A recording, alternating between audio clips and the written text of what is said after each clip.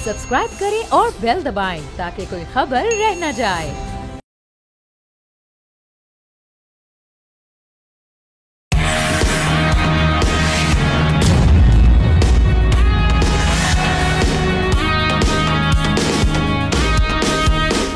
अस्सलामुअलैकुम नाजरीन, आप देख रहे हैं न्यूज पंच। मैं हूं आमना खटाना। हुकूमती मामलात का आगाज हुए 2 माह भी नहीं गुजरे और पहला स्कैंडल भी सामने आ गया है।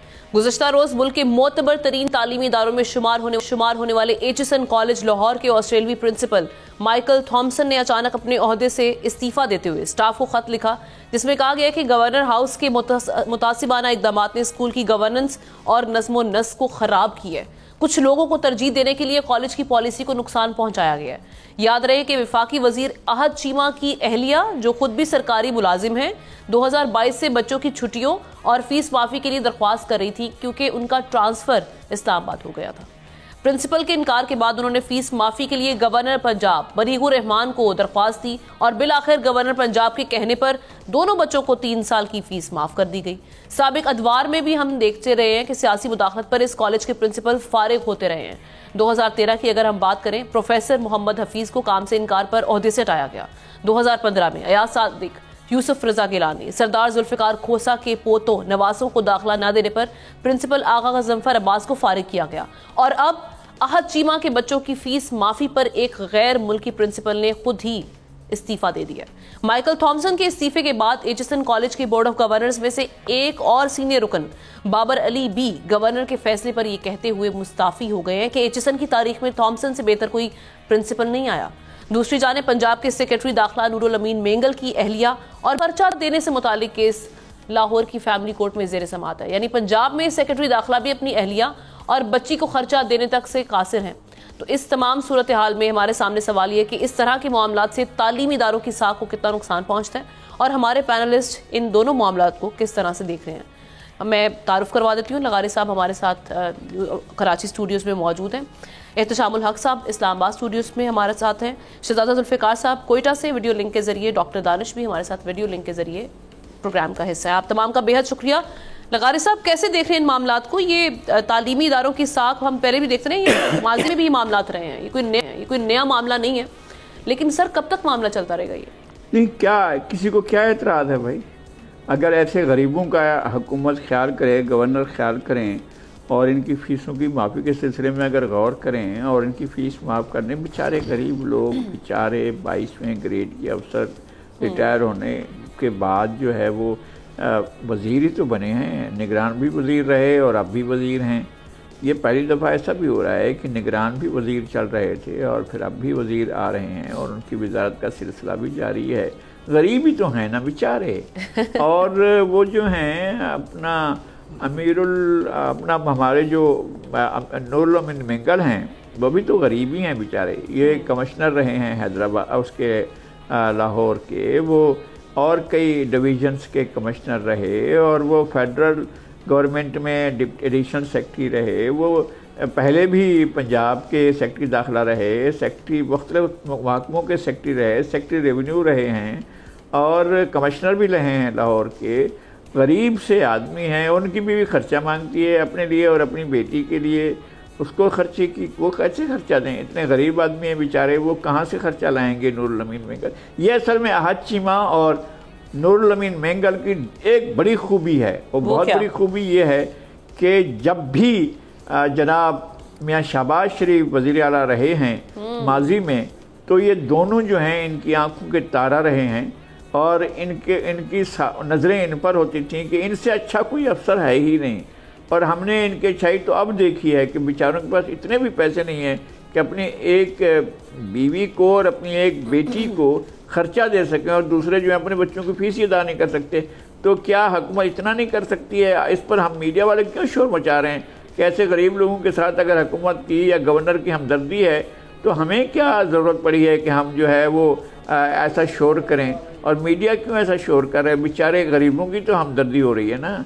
ये अहद चीमा बेचारे गरीब ही तो हैं ना, और ये जो नूरुल अमीन मेंगल हैं ये भी बेचारे गरीब ही तो हैं। क्या हुआ अगर कमिश्नर रहे, क्या हुआ अगर सेक्रेटरी रहे, क्या अगर एडिशनल सेक्रेटरी रहे वफाक में, तो क्या हुआ? और वो अगर एक पहले 22 ग्रेड के अफसर रहे हैं तो क्या फ़र्क पड़ा है?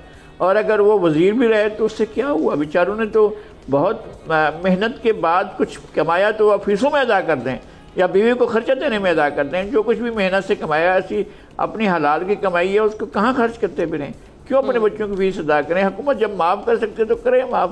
بالکل ٹھیک ہے ڈاکٹر صاحب. یہ ہائیلی پریویلیجڈ فیملی سے اگر بچے آئیں گے, آپ وہ ادارہ دیکھ رہے ہیں ایچسن, اگر وہاں کے یہ معاملات ہیں تو سر ہماری کیا ساکھ رہ گئی ہے؟ باہر یہ جو ممالک ہیں جہاں سے یہ پروفیسرز آتے ہیں پڑھانے کے لیے یا یہ جو پرنسپل تھے, یہ کیا پیغام یہاں سے لے کر جائیں گے؟ کیا کس طرح سے یہ پورٹرے کریں گے پاکستان کو ایک اس لیول کے ادارے کا یہ حال ہے؟ اگر آپ تھوڑا سا جائیں, ویسے میں ڈیٹیل تو نہیں گیا لیکن اگر آپ جائیں, میں پڑھ رہا تھا ایک دفعہ آپ کے سننے والوں کے لیے کہ پاکستان کی کتنی تعلیمی درسگاہ اور انڈیا کی کتنی تعلیمی درسگاہ اور بنگلہ دیش کی کتنی تعلیمی درسگاہ جو ہے اس خطے میں جو ریکگنائز ہے باہر کے اہم ترین کلب میں. دیکھیے یہ اسکول جو ہے اور اس میں آپ کو بڑی مایوسی ہوگی, پاکستان کے کوئی بھی مطلب کوئی یونیورسٹی بہت کم ایک جگہ پہ یو کے میں آپ کو آ گئی, کہیں امریکہ میں آ گئی 147 پہ. اس بات کو میں مختصر کرتے ہوئے آگے بڑھتا ہوں کہ ایچسن کالج یقیناً 137 سال سے کام کر رہا ہے اور اس کے یہ 18ویں آپ کے پرنسپل تھے اور یہ پہلے پرنسپل تھے جو آسٹریلوی ماہر تعلیم تھے جو آئے تھے اور جن کو اپوائنٹ کیا گیا تھا.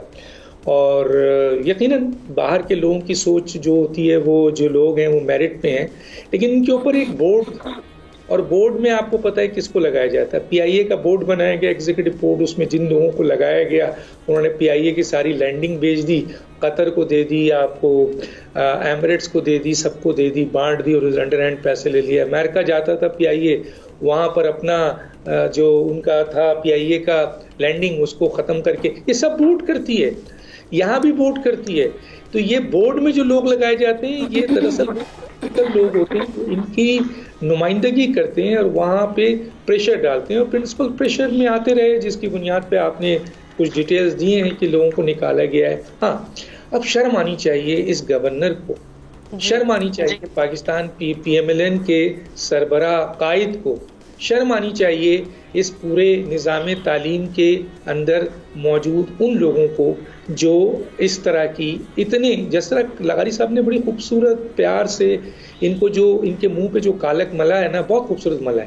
سوال یہ پیدا ہوتا ہے کہ آپ ایک ایسے شخص کو جو آلریڈی نیب زدہ بھی ہے, اس پہ کرپشن کے بڑے چارجز بھی ہیں, وہ الگ بات ہے کہ یہاں کوئی چارجز وائٹ کالر کرائم جو ہے پکڑا نہیں جاتا ہے. اب وہ ارب پتی آدمی آپ کے منسٹری میں ہو, وہ بار بار منسٹری میں ہو, جیسے انہوں نے کہا کا تارا ہے, اور وہ شخص جو ہے وہ انفلوئنس کرتا ہے, گورنر صاحب انفلوئنس کرتے ہیں, پرنسپل منع کرتا ہے, گورنر صاحب ڈائریکٹ اپنا اختیار اٹھاتے ہوئے یہ فیصلہ کر دیتے ہیں. تو ظاہر ہے کہ ایک خوددار آدمی, ایک جو آپ کا میرٹ والا آدمی ہے, اس نے استعفی دینا ہے. اب یہ اگر ایک یہ G30 واحد پاکستان کا اسکول ہے جو G30 جو کلب ہے آپ کا برطانیہ میں, اس کا اگلے مہینے جو ہے وہ اجلاس ہونے والا ہے, اگر یہ نہیں گیا تو اس کی رکنیت, یہ پاکستان کا واحد اسکول ہے جو کہ G30 میں آپ کے شامل ہے, 15 آپ کے ممالک میں سے.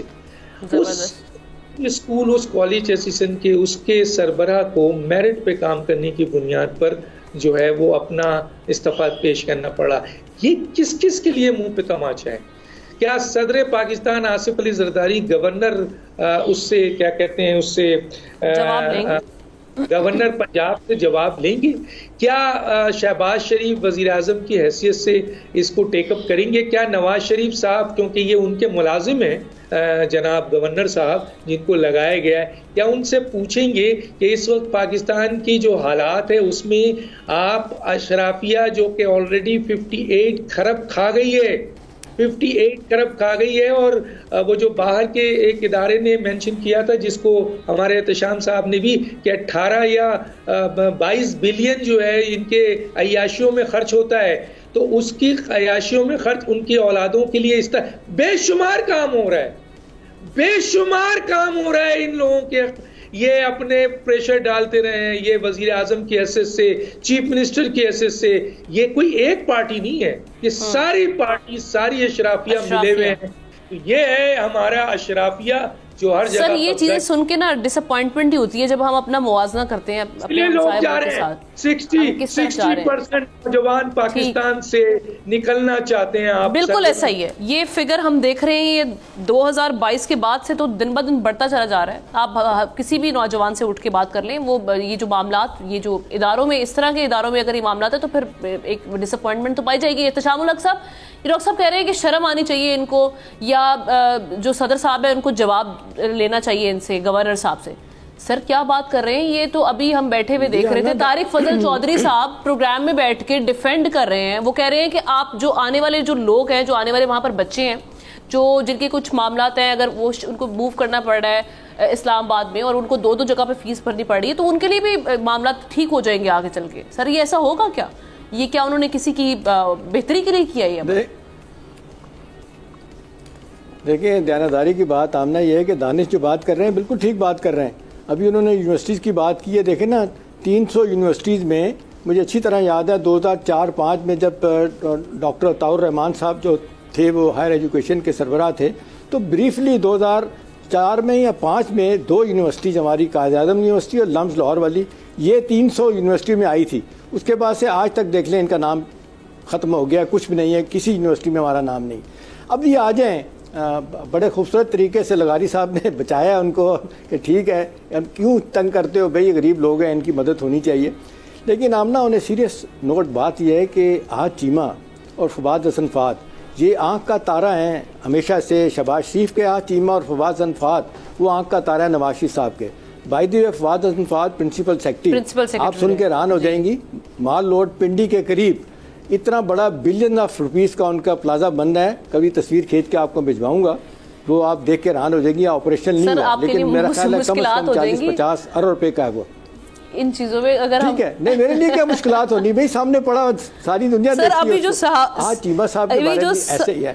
اس وقت جو صحافت دیکھیں بولنا بھجوا دیں آپ کو بتاؤں, ابھی آج چیمہ صاحب کا آپ مسئلہ دیکھیں کیا ہے کہ بھی وہ اتنے غریب ہیں کہ جب ان کو کہا گیا, آپ کو یاد ہے یہ کیئر ٹیکر گورنمنٹ میں یہ منسٹر آف اسٹیٹ کے طور پہ آئے تھے اور ان کو کہا گیا کہ جی اپنے گوشوارے داخل کریں. انہوں نے آمنہ گوشوارے داخل نہیں کیے. پھر چٹھی باقاعدہ لکھی تھی اسکندر سلطان راجہ جو الیکشن کمشنر ہیں کہ بھی آپ گوشوارے کیوں نہیں داخل کرتے, انہوں نے پھر بھی نہیں کیے. انہوں نے مسٹ ہیو سیڈ کہ جی I give a damn to it, آپ کر لیں جو کرنا ہے, نہیں کیا انہوں نے. دیکھیں اب سوال یہ ہے کہ جی اتنی بڑی امبیرسمنٹ پاکستان کے بارے میں کہتے ہیں آمنا اٹس ہیپننگ کنٹری, روزانہ کے حساب سے ایک اسکینڈل آتے ہیں. صحیح کہہ رہے ہیں کہ 2-2.5 ہفتوں میں معاملہ کہاں سے کہاں چلا گیا. اور پھر ہوتا ہے کہ آپ نے کسی معاملے کو رفع دفع بھی کرنا ہے, دفن بھی کرنا ہے, تو اس کا وہ کہتے ہیں بے ترتیبی ایک ترتیب ہوتی ہے. وہ بھئی آپ الٹا الزام لگا رہے ہیں ان کے اوپر کہ جی 40 لاکھ تنخواہ. بھائی تھی 4 سال پہلے جب آمنہ وہ آئے تھے تو ڈالر میرے خیال 180-85 کا تھا, تو شاید 20 لاکھ سے زیادہ تنخواہ نہیں بنتی. لیکن بھلے چلے 40 لاکھ بھی بنتی ہے تو ظاہر ہے انہوں نے اپلائی کیا, اس کے لیے آپ نے ایڈورٹائز کی ایک پوزیشن کو, وہ آسٹریلیا سے آئے بچے چھوڑ کے گھر والا, آپ نے اپروو کیا ہوا. انتہائی بھونڈے قسم کی باتیں کر رہے ہیں. اور میں اس بات سے بالکل ایگری کرتا ہوں کہ شہباز صاحب کی مرضی کے بغیر بلغیر الرحمان صاحب جو ہمارے گورنر ہیں وہ جرت نہیں کر سکتے یہ کام کریں. لیکن یہ ساتھ یہ بھول جاتے ہیں کہ اتنی امبیرسمنٹ ہوگی, لوگ کیا کہیں گے. لیکن آمنا پھر وہی رونا ہے. وہ کہتے ہیں it hurts only one time, ایک دفعہ شرمندگی ہوگی, اب ساری عمر سے ہو رہی ہے, ان کو فرق ہی نہیں پڑتا. اب سوال یہ ہے کہ جی ڈاکٹر اپنا سید بابر علی جیسا نون آدمی فلم تھراپسٹ وہ اگر چھوڑ کے چلا جاتا ہے تو میرا خیال ہے اس سے زیادہ بدقسمتی اس ملک کی نہیں ہو سکتی. اتنا عزت والا آدمی ہے وہ بھی چھوڑ کے چلا گیا کہ یہ کوئی طریقہ ہے. اور بھائی جی مجھے کل آج ایک صاحب بتا رہے تھے کہ 8 کے 9 انہوں نے جو بورڈ آف گورنر میں بندے ڈالے وہ سارے نونیاں اس میں ڈال دیے لے کے. بھئی وہ کوئی طریقہ ہوتا ہے کوئی کام کرنے کا. اور پھر یہ کہ بھی اب ان کا جواب پرنسپل صاحب کا کیا تھا, اور یہ کیا کہہ رہے تھے دونوں میاں بیوی کے, جی ہم جاب کرتے ہیں, چیمہ صاحب ان کی بیگم اسلام آباد میں, لہٰذا جو ہے نا ہمارے بچے جو ہے وہ نہیں 3 سال سے جا رہے تو ان کی فیس معاف کی جائے. وہ کیا کہا انہوں نے کہا کہ جی ہم پوزیشن ویکنٹ نہیں کر سکتے. وہ کہتے ہیں ہم ویکنٹ پوزیشن نہیں کر سکتے. اگر آپ نے اپنا نام رکھوانا ہے بھلے آپ آئیں نہ, لیکن فیس تو دیں, سیٹ بھی رہے وہاں پر اور آپ کے معاملات بھی چلتے رہے. یہ چاہ رہے ہیں, اس کو کہتے ہیں دھونس داندھی بدماشی, اس کو کہتے ہیں اکڑ. تو میرا خیال ہے اس نے بڑا نقصان پہنچایا ہے. ابھی ایک لیٹسٹ خبر ابھی میں سننا تھا, یہ آ رہی تھی بلکہ ایک اخبار میں ذرائع کے ساتھ خبر تھی کہ یہ عطا تارڑ صاحب ترلے منتیں کر رہے ہیں پرنسپل صاحب کے کہ جی بڑی بے عزتی ہوگی آپ نہ جائیں. اور وہ ذرائع کی خبر سے کہا جا رہا ہے کہ شاید رضامندگی ظاہر کر دی ہے. بریک کے بعد حاضر ہوتے ہیں تو شہزادہ ذوالفقار صاحب کا اس معاملے پر ٹیک لیں گے. اسٹے ود اس.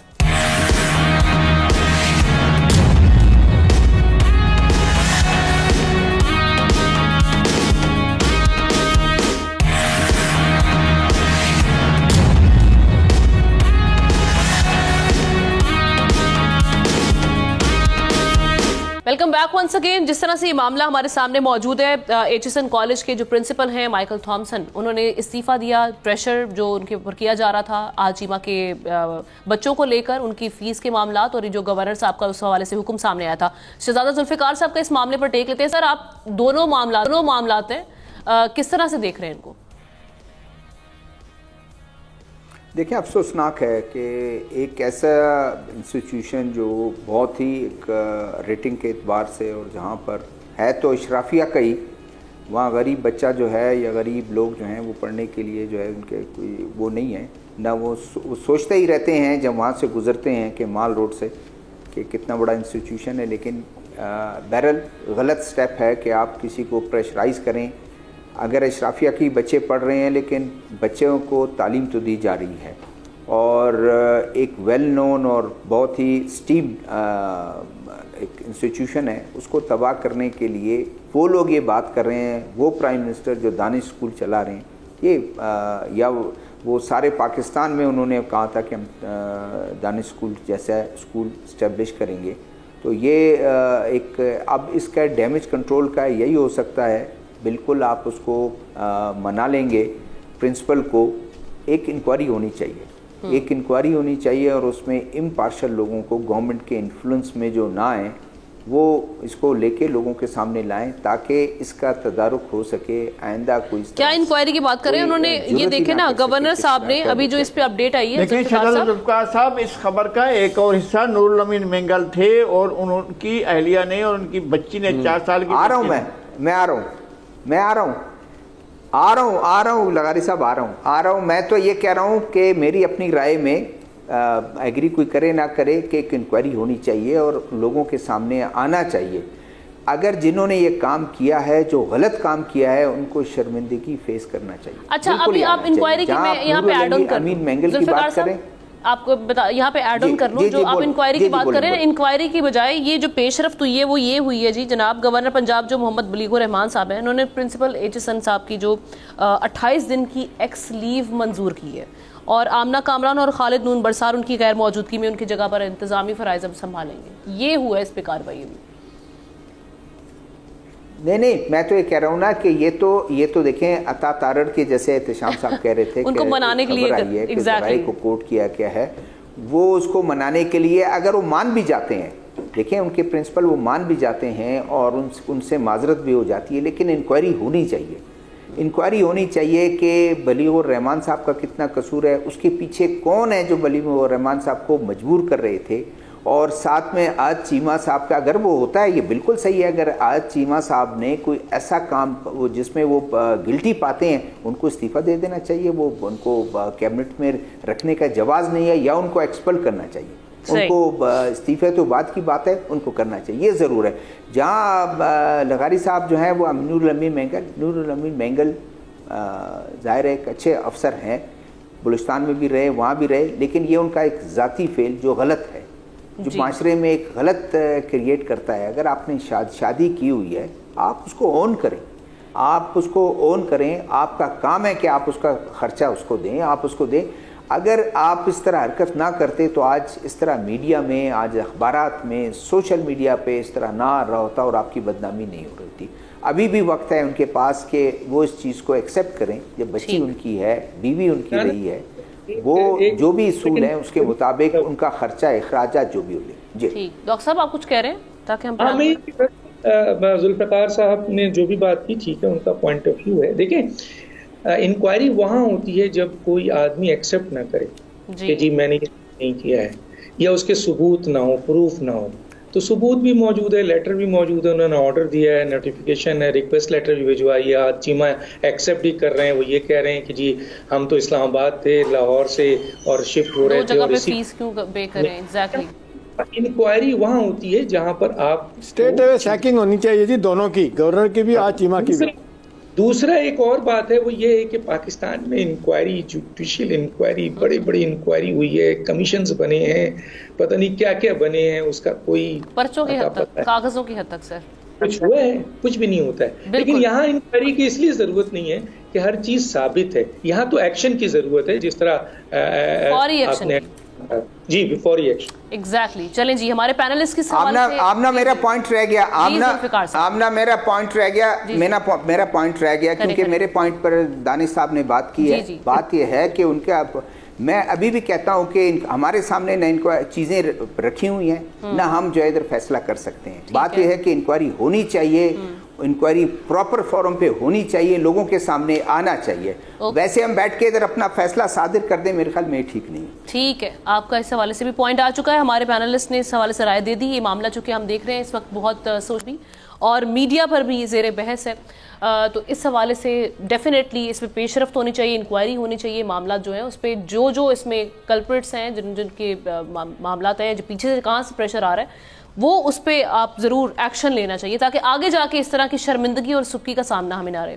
تو جناب ایک اور سٹوری ہمارے سامنے موجود ہے. وفاقی وزیر برائے پیٹرولیم ڈاکٹر مصدق ملک نے کہا ہے کہ پاک ایران گیس پائپ لائن منصوبے پر امریکی سینکشنز کے خلاف سیاسی اور ٹیکنیکل دلائل دے کر استثناء مانگیں گے. پاکستان کا مقدمہ بھرپور انداز میں پیش کریں گے اور گیس پائپ لائن منصوبے کی تعمیر جلد شروع کی جائے گی. اب اس صورتحال میں سوال یہ کہ کیا پاکستان کو امریکی پابندیوں کے خلاف استثناء ملنا اتنا ہی آسان ہے جتنا مصدق ملک بات کر رہے ہیں, اور اس کے نتائج کیا ہوں گے؟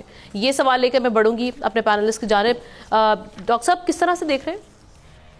جی دیکھیں, مصدق ملک صاحب معذرت کے ساتھ میرا پوائنٹ آف ویو ہے کہ یہ نہ تو اس کے ایکسپرٹ ہیں اور دے دیا گیا ہے, بہت بڑی پرچی ہے ان کی, بہت بڑی پرچی ہے, اور میں اس کا ذکر بھی کر چکا ہوں. اور یہ اس سے پہلے بھی پی ٹی ایم کی حکومت میں پیٹرولیم کے تھے, جہاں 2 گیس آپ کے 2 روسی جہاز آ رہا تھا سستا, اور اس کے اوپر کابینہ کے اکثر منسٹر وزیر خزانہ کو بھی نہیں پتا ہے. میرے انٹرویو میں انہوں نے کہا تھا کہ جی مجھے علم نہیں ہے, میں نے بلکہ ڈسپیوٹ کو ختم ضرور کیا تھا.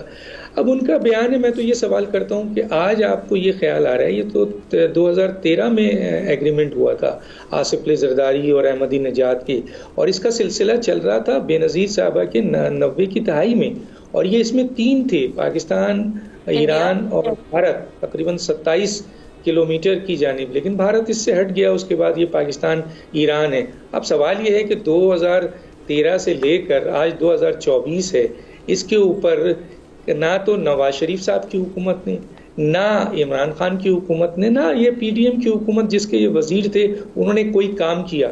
اور آپ کو یہ پتا ہوگا, یہ ڈیفینیٹلی پتا ہوگا کہ یہ اس کے اوپر اگر ثالثی میں چلا جاتا ہے ایران, تو اس کے اوپر $18 بلین, کتنا 18 بلین ڈالر کو پے کرنا پڑے گا. یہاں $3 بلین کے لیے ہم نے IMF کی اتنی کڑی شرطیں مانی ہیں کہ ہم زمین پہ لیٹ گئے.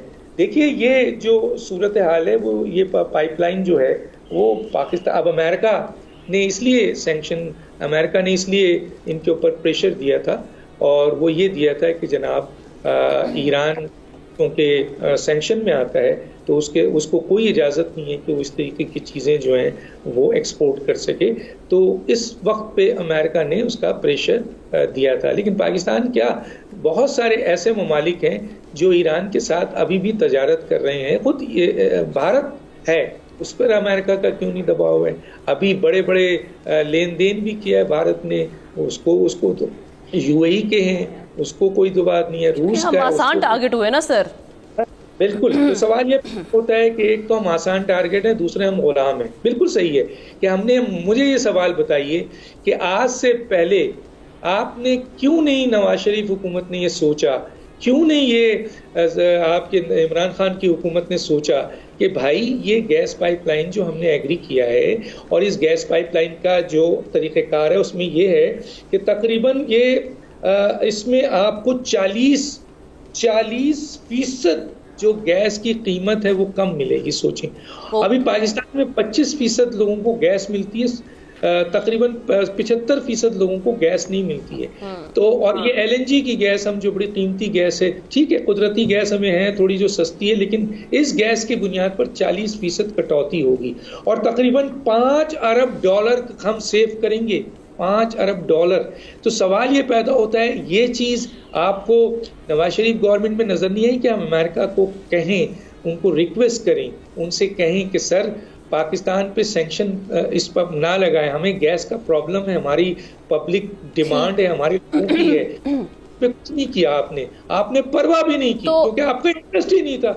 उसके बाद क्योंकि आसिफ अली जरदारी साहब ने वो रख दिया था उसका एग्रीमेंट, इसलिए नवाज शरीफ साहब ने उड़ा दिया। अब उसके बाद इमरान खान ने कहा वो आसिफ अली जरदारी साहब की है, हमें कौम से मतलब, हमें आवाम से क्या मतलब। ये अगर ये अप्रूव कराने के लिए हम कोशिश करते हैं, नवाज शरीफ और आपके जब ये कारगिल का हुआ, ये दूसरे मैटर्स हुए, नवाज शरीफ पहुंच गए थे, तो ये तो पाकिस्तान की आवाम का मसला था, वो तो इंडिया का मसला था। आप अमेरिका के पास जाके बैठ के बात करते हैं। इमरान साहब की तो बड़ी अच्छी ट्रम्प के साथ ताल्लुकात हैं, बहुत अच्छे थे, बहुत से मामला तय हुए वहां पे जाकर ही, लेकिन क्योंकि आसिफ अली जरदारी ने ये एग्रीमेंट कर दिया था। अच्छा, अमेरिका नहीं है, वो अगेन सियासी मुखालिफिन आखिरी कह देता हूँ इसमें, अमेरिका नहीं, वो तमाम ममालिक जो पाकिस्तान में गैस ऑयल को प्रोड्यूस यानी वहाँ यहाँ पे नहीं देखना चाहते हैं, क्योंकि उनका इंटरेस्ट है एक बराह रास्त ईरान के ईरान से इख्तलाफ रखते हैं, और दूसरा पाकिस्तान में वो गैस और ऑयल को नहीं चाहते हैं क्योंकि वो लोग प्रोड्यूस करते हैं। तो एहतशाम साहब, तो फिर अब तो आसिफ अली जरदारी साहब, क्योंकि वो जिस तरह से डॉक्टर साहब ने इस्टेब्लिश किया कि आसिफ अली जरदारी साहब का वो लेकर चले थे इस मामले को, इसी वजह से ना नवाज शरीफ साहब ने काम किया, ना इमरान खान साहब ने अपनी सियासी लड़ाइयों में अपने मुल्की मफादात को आपस से पुश डाल दिया। अब तो आसिफ अली जरदारी और PMLN एक पेज पर है ना, अब तो इकट्ठे बैठे हुए हैं, तो अब क्या ये सीरियस है इस मामले पर, और कितना रियलिस्टिक है ये सोच रखना? देखिए आमना, ये जो डॉक्टर मुसद्दिक साहब ने जो बात की है ना, इसका इस लिहाज से देखने की ज़रूरत है कि ये इसी साल जनवरी में जब शहबाज शरीफ साहब PDM की गवर्नमेंट के प्राइम मिनिस्टर थे, उस वक्त उन्होंने एक नेशनल ओवरसाइट कमेटी बनाई थी कि जी तय किया जाए कि जी हमारी ज़रूरत है कि ये वेवर लिया जाए, ये सैंक्शन ना लग जाए, और अमेरिका को कहा जाए कि जी इस पे से आप दबाव अपना हटा लें। फिर आपने देखा कि फिर ये बात आज इन्होंने की, कल इन्होंने मुसद्दिक साहब ने, लेकिन दूसरी तरफ फॉरेन ऑफिस क्या कहता है? फॉरेन ऑफिस कहता है जी हमारा तो कोई प्लान नहीं है। मतलब ये हुकूमत की पोजीशन और फॉरेन ऑफिस की पोजीशन डिफरेंट है। वो कहते हैं जी कोई हम इसके लिए वेवर नहीं मांगने जा रहे। अब ये कैसे हुआ, क्यों हुआ, चलें ठीक है, अगर अच्छी बात है तो कर लेते हैं, लेकिन सवाल ये है कि अभी जो कांग्रेशनल हेयरिंग हुई, टेस्टिमनी दी डोनाल्ड लू ने, उसने तो यही कहा कि जी हम इस पे कायम रहेंगे कि किसी सूरत में हम कमिटेड हैं कि हमने इस गैस पाइपलाइन को नहीं बनने देना और हम सैंक्शन लगाएंगे। अब अगला सवाल है कि जी अब प्रोवोकेशन क्या है, क्या करने की ज़रूरत है। अभी देखें, इसमें कोई शक नहीं है कि हमारे लिए मसाइल हैं, मुश्किलात हैं। अभी आप देख लें, आपको याद है बानी PTI की हुकूमत थी 2019 में, और केकड़ा 1 तेल निकल आया था कराची ऑफशोर ड्रिलिंग करके। उन्होंने एक दिन पहले कह दिया था कि जी ये खुशखबरी सुनाने जा रहा हूँ। अमेरिकन ने कहा उस कंपनी को बंद करके आ जाओ। उन्होंने कहा जी $500 मिलियन 400 या $500 मिलियन लग गया है। उन्होंने कहा हम दे देंगे, बंद करके आ जाएं। वो बंद करके आ गए। अभी देखें ना, हमें तो बिल्कुल ठीक बात है कि हमें तो वेस्ट अमेरिका नहीं चाहता। अभी मैं आपको बताऊं, एक बहुत बड़ा ज़ख़ीरा एक मिला है, वो कहते हैं लिथियम का। वो ताइवान जो है कहते हैं वहाँ पे आमना ख़त्म हो रहा है कि जितने कंप्यूटर चिप्स बनते हैं गाड़ियों में लगते हैं वहाँ पे ख़त्म हो गया। और चाइनीज़ की इनिशियल और हमारे लोगों की उसकी वजह से पता चला है कि ट्रिलियन ऑफ डॉलर के जो है ना वो ज़ख़ीरे हैं। लेकिन मसला है कि उसको निकालने के लिए किन किन कंपनियों के पास जाना होगा, क्या होगा, वो एक मुश्किल सवाल है।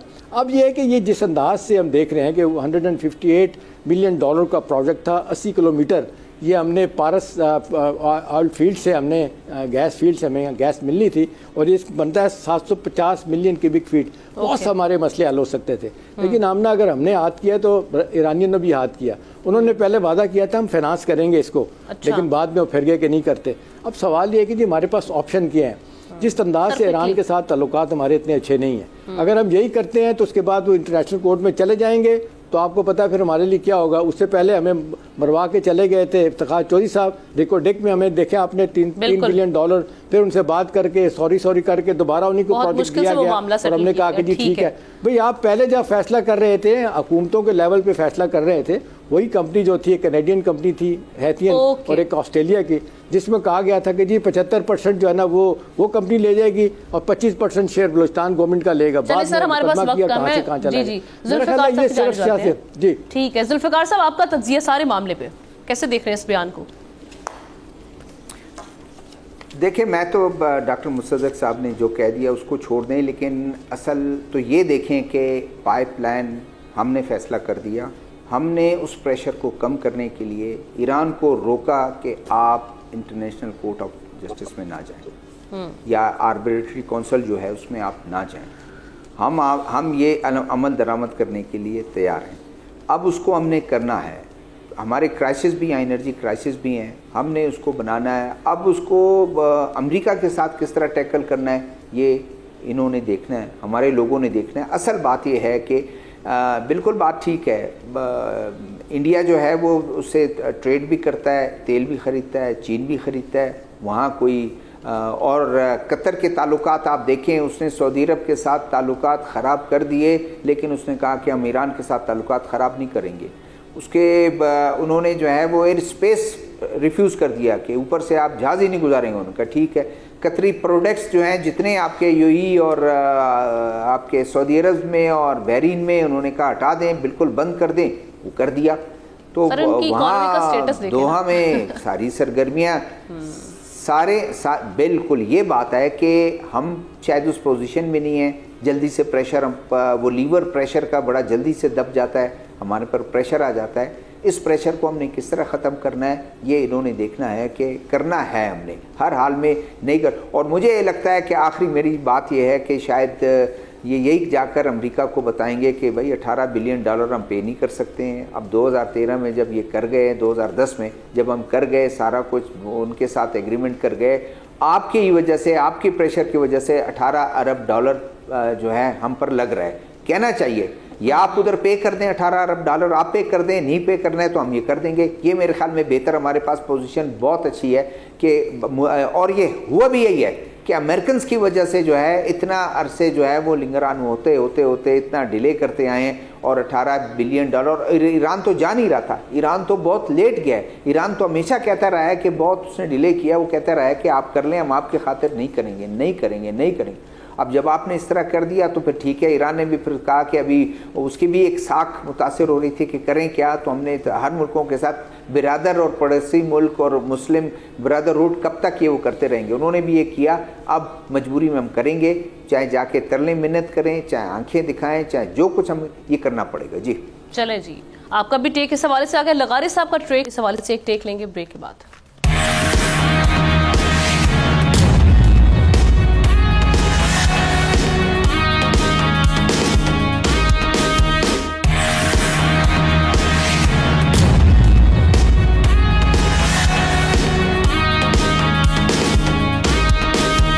Welcome back. اور جس طرح سے پاک ایران گیس پائپ لائن کے منصوبے پر جو ہم دیکھ رہے ہیں, مصدق ملک صاحب کی باتوں سے جو لگ رہا ہے کہ اس کے بڑے نتائج آنے والے ہیں, اس کو کس طرح سے دیکھ رہے ہیں؟ لغاری صاحب آپ کا ٹیک. دیکھیں, جب یہ معاملہ ہوا کہ جب پاکستان نے اور ایران نے اس معاہدے پر دستخط کیے اور اس کے بعد یعنی انہوں نے اپنا کام شروع کر دیا اور ہماری سرحد پر, بلوچستان کی سرحد تک وہ اپنی گیس لائن جو ہے اس کو بچھا بھی دیا, یعنی یہ اس وقت ہو چکا تھا. اس کے بعد ایرانی سفارتکاروں سے ہماری گفتگو ہوئی. انہوں نے کہا کہ دو چیزیں ہیں, ایک تو یہ کہ یہاں تک ہم لے آئے ہیں, آگے بھی ہم بچھانے کو تیار ہیں. ان سے کہیں کہ یہ حکومت ہمارے ساتھ بات کرے, راضی ہو جائے کہ وہ اس کام کو آگے لے, اور یہ کسی کے دھمکی میں, کسی کے دباؤ میں نہ آئے. یا ایرانی سفارتکار نے ایک صحافیوں کے ساتھ ایک میٹنگ میں موجود تھا, میرے سامنے یہ بات ہوئی تھی کہ ہم پاکستان میں بھی گیس لائن بچھا دینے کو تیار ہیں, اگر آپ کو بنانے کے خرچے نہیں تو ہم کرنے کو تیار ہیں. اچھا, اس کے فوراً بعد کیا ہوا تھا؟ اس کے فوراً بعد یہ ہوا کہ جب ہماری انہوں نے یہ بھی کہا تھا کہ ہم 70,000 میگا واٹ بجلی پیدا کرتے ہیں, ہمارے پاس بہت سی وافر بجلی ہے, ہم آپ کو بجلی بھی دے سکتے ہیں اور بہت سستے نرخوں سے دے سکتے ہیں. جن نرخوں پر آپ لے رہے ہیں اس سے بھی کم نرخوں پر ہم بجلی جو ہے وہ آپ پیدا کرتے ہیں, اس سے کم نرخوں پر ہم آپ کو بجلی دینے کو تیار ہیں. اس کے فوراً بعد یہ ہوا کہ اسلام آباد میں میٹنگ ہوئی پرائم منسٹر سیکریٹریٹ میں کابینہ کی, اور جناب نواز شریف نے بہت بڑی مہربانی کی کہ چند صحافیوں کو بھی اس میٹنگ میں, کابینہ کی میٹنگ میں ان نے بلا کر بٹھا دیا, اس میں ہم بھی شامل تھے. ہم یہ دو چیزیں لے کر گئے کہ جناب ایران اور پاکستان بہت سے معاملات میں اپنا بائیلیٹرل ٹریڈ کی طرف نہیں جا رہے ہیں, آپس میں کاروبار نہیں کر رہے ہیں. میں نے پھر سارے اعداد و شمار ان کے سامنے رکھے کہ انڈیا اور ایران کے اعداد و شمار کیا ہیں بائیلیٹرل ٹریڈ کے, ترکی اور ایران کے کتنے ہیں, سعودی عرب اور ایران کی کتنی ہیں, یو ای اور اس کے سعودی عرب اور بھارت کے کتنے ہیں, یو ای اور بھارت کے کتنے ہیں, ترکی اور بھارت کے کتنے ہیں, اور یورپی ممالک کے اور بھارت کے کتنے ہیں, اور ہمارے کتنے ہیں. میں نے یہ بھی ان کے خدمت میں عرض کیا تھا. اور یہی مصدق ملک صاحب بھی تھے, اور یہ ہمارے جو عباسی صاحب ہیں, شاید خاقان عباسی, یہ موجود تھے. تو اس وقت یہ بات ہوئی تھی. اب بھی آپ دیکھیں کہ ایران کی اور بھارت کی بائلیٹرل ٹریڈ، ہماری جو ٹریڈ ہے اس کا تو کوئی والیوم ہی نہیں ہے نا. ہم تو ایران کے ساتھ کوئی ٹریڈ کرتے نہیں ہیں. ہم نے تو 300-400 ملین ڈالر کی ٹریڈ بھی نہیں کرتے ہیں. اور بھارت کی اور ایران کی جو ٹریڈ ہے وہ 15 سے 20 ملین ڈالر کے درمیان ہے، بلکہ اب اس سے بڑھ چکی ہے. پھر ایران کی اور فرانس کی بائلیٹرل ٹریڈ، ایران اور جرمنی کی بائلیٹرل ٹریڈ، پھر ایران اور اٹلی کی بائلیٹرل ٹریڈ، پھر ایران اور چین کی بائلیٹرل ٹریڈ، پھر ایران اور روس کی. اب اس طرح سے اب ایران اور سعودی عرب بھی دیکھیں. ہم ہیں کہ امریکہ صاحب کی طرف دیکھتے ہیں، جناب اگر امریکہ صاحب ہمارے ساتھ مہربانی کریں، ہمیں تو یہ کام کرنے دینا. تو بھی اگر آپ نے اس طرح رہنا ہے تو پھر کیا اپنے آپ خود مختاری کو سرنڈر کر رہے ہیں؟ سٹینڈ لینا پڑے گا. آپ اپنی خود مختاری کو سرنڈر کرتے ہیں اور جو فیصلے آپ نے کرنے ہیں وہ آپ نہیں کرتے ہیں، اور جو نہیں کرتے ہیں آپ ڈکٹیشن لینے کے اس میں بیٹھتے ہیں. یہی بات چینی وزیر خارجہ نے کی تھی. انہوں نے یہ کہا تھا جب آپ نے فریز کر دیا تھا سی پیک کو، تو انہوں نے کہا تھا کہ یہ کون سی بات ہوئی کہ آپ جو ہے باہر کی ڈکٹیشن پر اس طرح سے آپ کر لیتے ہیں، اس طرح سے چیزیں کرتے ہیں. تو میں یہ سمجھتا ہوں کہ آپ کے پاس یہ آپشن ہے، اور یہ نہیں ہے کہ زرداری صاحب کیا کر رہے ہیں یا شہباز شریف کیا کر رہے ہیں. یہ بات اٹھنی شروع ہوئی ہے. جیسے انہوں نے کہا ہے کہ جنوری سے یہ معاملہ چلا ہے، تو جنوری میں پچھلے جنوری سے ہے. اس جنوری میں تو نگران حکومت بیٹھی ہوئی تھی. تو انہوں نے شہباز شریف صاحب نے اگر شروع کرنا تھا تو اب بھی کر سکتے تھے. میرے خیال میں زرداری صاحب آئے ہیں، اب یہ ان کی ذمہ داری بنتی ہے کہ وہ جائیں، امریکہ کو راضی کریں، ایران کو راضی کریں، اور اس بڑے قدم کو اٹھائیں. اور گیس ہماری ضرورت ہے، اس کے لیے آپ کو کچھ بھی کرنا پڑے آپ جائیں اور امریکہ سے اس بات کی رضامندی حاصل کریں. آپ اپنی معیشت، آپ کی انڈسٹری ختم ہونے والی ہے بھائی. آپ کے پاس انرجی ہے ہی نہیں، نہ گیس ہے، نہ بجلی ہے، نہ کچھ ہے، اور جو ہے وہ چوری ہو جاتی ہے. تو آپ اپنی انڈسٹری کہاں سے چلائیں گے؟ آپ کے اپنی ایگریکلچر کہاں سے آئے گی؟ یہ ہر سال آپ کے اوپر ایک مصیبت آ جاتی ہے طوفان، اس کی بارشوں کی. آپ کے بھی فصلیں تیار تھیں، بارشیں آ گئیں. آپ کی پورے کے پورے پچھلے سال بارشوں نے تباہی مچا دی ہے. پورے کے پورے بلوچستان میں، سندھ میں اور سرائکی بیلٹ میں پوری تباہی مچی ہوئی تھی. اب آپ اپنے لیے کچھ کرنے کو تیار نہیں ہیں. آپ دیکھتے ہیں کہ ہم جائیں گے استثناء حاصل کریں گے. بھائی آپ استثناء کس بات کا؟ دنیا استثناء حاصل کرتی ہے، اپنا ٹریڈ کرتی ہے. تو آپ نے ٹریڈ کرنی ہے، کاروبار کرنا ہے. اور ٹھیک کہا ہے جناب احسان صاحب نے کہ یہاں پر ڈگنگ جب وہ کر رہے تھے، ٹگ لگا رہے تھے کراچی کری، تو اس وقت یہی بات تھی. جن لوگوں نے یہ ٹگ لگایا اور اکھاڑ کر لے گئے، ان لوگوں سے ہماری ملاقات ہوئی تھی. انہوں نے کہا تھا ہمیں ہدایت یہ تھی کہ ٹگ ایسے لگایا جائے کہ اس میں سے کچھ بھی نہ رزلٹ زیرو دیا جائے. اور یہ انہوں نے خود ایسے کیا. میں سمجھتا ہوں کہ اب آپ کو ایران کے ساتھ اپنے تعلقات بہتر کرنے چاہیے، اپنی ٹائز کو بہتر کرنا چاہیے، اور یہ گیس پائپ لائن جو ہے اس کو بچھانے میں آپ اپنا کام شروع کر دیں. اور اگین وہی بات آ جاتی ہے کہ اپنا مقدمہ آپ کو خود لڑنا ہوگا، اسٹینڈ لینا ہوگا. اگر ادروائز آپ وہ جو سوورینٹی کی بات کریں گے پھر وہ رہ گئی سائڈ پر. تو جناب اس کے ساتھ ہی اپنے پینلسٹ کا شکریہ ادا کروں گی. کل آپ کی خدمت میں حاضر ہوتے ہیں. اللہ حافظ.